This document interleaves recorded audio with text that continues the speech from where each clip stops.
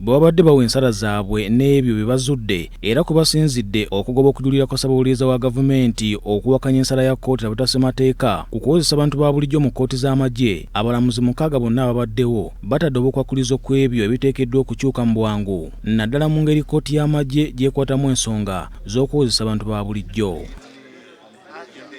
Abalamuzi bano bakizudde nti mu kkooti y'amagye kizibu okufunayo obwenkanya kubanga bakukwata bye bakuvunaana ate ne bakuwozesa n'oluvannyuma ne bakukaliga. Kati nno wano kkooti ensukkulumu eragidde kkooti y'amagye obutaddira kuwozesa, okusiba yadde okugula emisango ku muntu yenna nga si munnamagye. Kkooti ensukkulumu era ekubye ebituli mu bukugu bw'abakulira kkooti y'amagye era ebalagidde okusookanga okugyebuuzaako nga tennavunaana muntu yenna na kumuwa kibonerezo. Kkooti y'amagye n'abagikulira era balabuddwa nti tebalina buyinza kukozesa muntu yenna nga si munnamagye era nti bw'ekikola eba emenya ssemateeka. Bw'etyo kkooti ensukkulumu eyagala emisango gyonna egivunaanibwa abatali bannamagye giggalweyo mu bwangu ate n'abo abali ku bibonerezo emisango gyabwe giddemu okutunulwamu kubanga babasalira n'okubawozesa tebalina bukugu bwonna, kale nga kyangu okubanga baakola ensobi. Ssabalamuzi Alfonso Owiny-Dollo era wadde kkooti y'amagye obukwakulizo okusookanga okukakasa nti kkooti za bulijjo tezirina busobozi kuwulira musango gwonna gwe bavunaana omuntu. Mu ngeri emu kkooti ensukkulumu eragidde kkooti y'amagye obutawulisa misango gyonna bannamagye gye bazza mu kkooti zaabwe kubanga ne bannamagye balina eddembe lyabwe okufuna obwenkanya. Kkooti ensukkulumu era ewakanyiza ekya kkooti y'amagye okukozesa bannamagye kubanga bagiddukanya tebalina bukugu bwonna era kimenya mateeka okukozesa omuntu nga waliwo kkooti endala ezisobola okukikola ate nga ziri wansi w'essiga eddamuzi. Kati Ssabalamuzi Alfonso Owiny-Dollo alagidde abantu ba bulijjo bonna abalina emisango egitambula mu kkooti y'amagye, abaasalirwa ebibonerezo n'abo abali ku alimanda okutwalibwa mu kkooti za bulijjo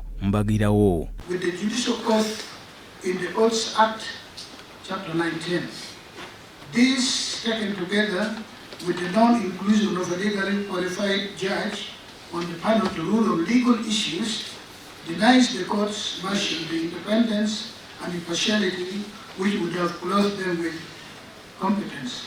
The other judicial oath, you swear to protect the Constitution.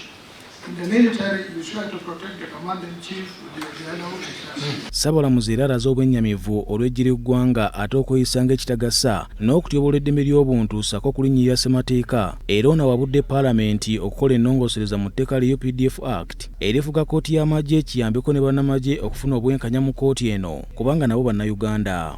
Provide in the UPDF Act for the High Court to sit as a court martial with power to try all criminal capital offences within the High Court jurisdiction. Grant the Chief Justice powers to assign judges to the military courts.